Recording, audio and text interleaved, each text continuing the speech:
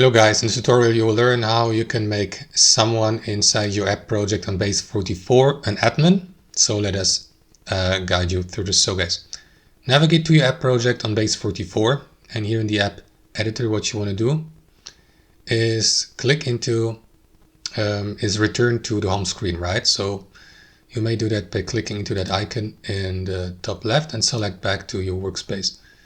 Then navigate to your all apps directory here on the left hand side, and here for the given app you would like to assign someone an admin or make someone an admin. Click into these three dots and select app settings. After that, click into the users tab here, and then you will see all users that have been given access to your app project. If you're the owner, you will be given or assigned an admin role automatically, but you can give yourself a user role if you like, or vice versa.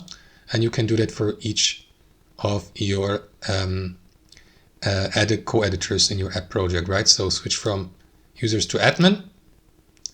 That's one way how you can do it. You can also invite users as admins. To do that, click into this button on the top right.